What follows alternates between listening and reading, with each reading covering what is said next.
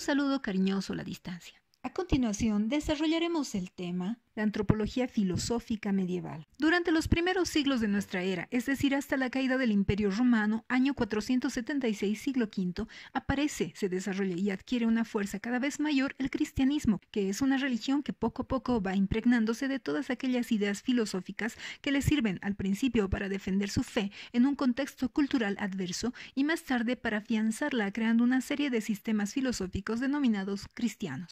La filosofía cristiana se divide en dos periodos, la patrística y la escolástica. La patrística es desarrollada del siglo I al siglo V por los padres de la Iglesia, de entre los que destacamos a San Agustín de Hipona, quien en su teoría de la iluminación, en base al pensamiento cristiano de corte platónico, plantea la idea de que el hombre puede conocer o acceder a las ideas eternas y universales que existen en la mente de Dios y por ende conocer a Dios, mediante la iluminación que sucede gracias a la luz de la razón que Dios ha puesto en el alma. En su teoría del alma, San Agustín plantea que esta es de carácter espiritual e inmortal. Sin embargo, no toma una posición clara respecto del origen del alma, pues su postura divaga, por un lado, en el creacionismo, que plantea que el alma fue creada por Dios en el momento de la creación de todo, y el traducianismo, que indica que el alma es transmitida por los padres, igual que el cuerpo, pues Dios les dio la capacidad de hacerlo. La escolástica se desarrolla del siglo IX al siglo XIV y surge tras la creación de las escuelas oficiales del Estado y monasterios, que más tarde dan origen a las principales universidades medievales como la Universidad de Oxford, Cambridge, entre otras. De la creación de estos centros de enseñanza es que se llama a este periodo escolástica. En este periodo los filósofos medievales discuten dos problemas, el problema de los universales y el problema de la razón y la fe. ¿En qué consiste el problema de los universales? Los universales son conceptos generales que empleamos para referirnos a las cosas.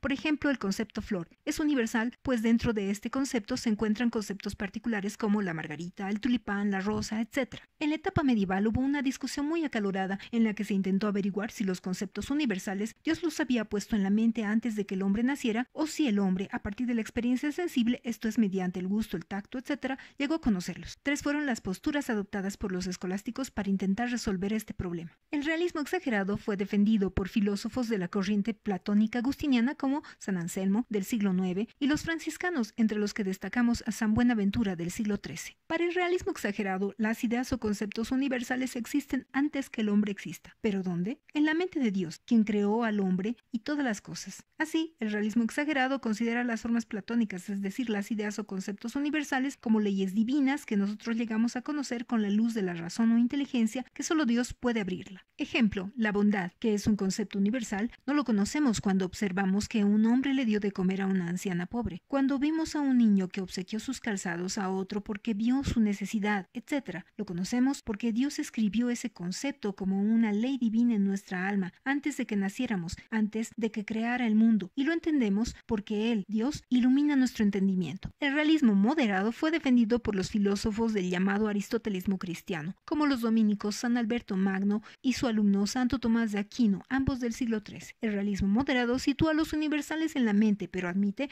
que la materia en sus objetos particulares ya contiene los universales y los seres humanos los conocemos por abstracción o por contemplación. Ejemplo, si contemplamos u observamos varios tipos de flores como la margarita, la rosa, el tulipán, etc., expresados como conceptos particulares, entendemos que existe el concepto universal flor. Pero este concepto existe porque la razón, que es guiada por Dios, puede captarlo a través de los conceptos particulares. El nominalismo es una tendencia filosófica medieval basada en la tesis del aristotelismo, en la que se afirma que toda realidad consiste en materias individuales. Será defendido por autores como Rossellino, Pedro Abelardo y el franciscano Guillermo de Ockham. Los mismos desarrollarán su pensamiento entre los siglos XI, XII y XIV, tiempo en el que se inicia la crisis de la escolástica. El nominalismo niega la existencia real u objetiva de los conceptos universales fuera de la mente del sujeto que los conoce. Para el nominalismo, los universales como animal, justicia, belleza, círculo, etc., surgen como nombres por acuerdos sociales o convenciones. Estos nombres generales permiten a los hombres distinguir unas cosas de otras. Ejemplo, al observar algunos particulares en la realidad, un oso, un caballo, un pato, entre otros, a fin de que todos ellos tengan un nombre común, les llamamos animales, lo que significa que este concepto general es un invento, que nos permite mencionar un grupo de elementos particulares que existen en la realidad. Así, desde el nominalismo, siguiendo el método individualizador, la Trinidad, Padre, Hijo y Espíritu Santo, concebida en la teología tradicional de la Iglesia, no existe. Lo que existe realmente finalmente son los conceptos particulares, Padre, Hijo y Espíritu Santo como tres dioses distintos y separados, doctrina conocida como triteísmo. Por esta forma de entender a Dios, la Iglesia se opuso tenazmente al nominalismo. El segundo gran problema que se pretendió resolver en la escolástica es el problema de la razón y la fe, que involucró responder cómo el hombre llega al conocimiento de Dios y la realidad. Tres son las posturas adoptadas para responder este interrogante.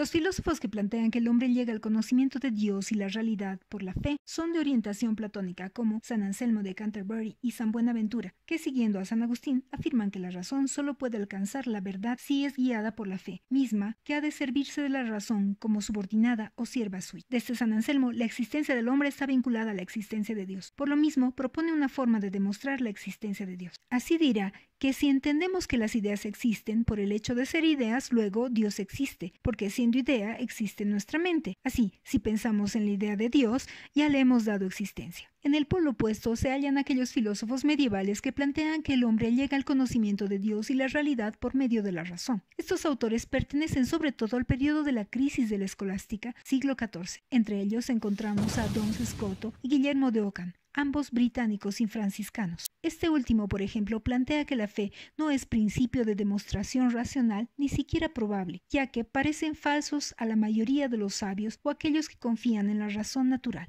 Finalmente, una vía intermedia, la tercera postura, los que plantean que el hombre llega al conocimiento de Dios y la realidad por la fe y la razón. Ellos toman como base el aristotelismo. El principal defensor de esta postura es Tomás de Aquino. Para Santo Tomás, el hombre es un ser intermedio entre las inteligencias angélicas, que son formas inmateriales, y los seres materiales. Está compuesto por algo inmaterial, que es el alma, y algo material, el cuerpo. Según él, el hombre solo puede acceder a una sola fuente de verdad, Dios, pero dos caminos para el conocimiento de la verdad, la razón y la fe. Si entre ambas hubiera contradicción, será la razón la que se equivoca. Así pues, la razón y la fe tienen cierta independencia mutua y diferentes modos de proceder, es decir, diferentes métodos de conocimiento. Pero la razón debe colaborar o coadyuvar al afianzamiento de la fe. Así, por ejemplo, en la filosofía de Tomás de Aquino su pensamiento no va dirigido a convencer a aquellos que no tienen fe, sino a quienes, teniendo fe, quieren comprender racionalmente lo que creen. Para finalizar, les dejo un trabajo. Dicho esto, me despido hasta una próxima oportunidad.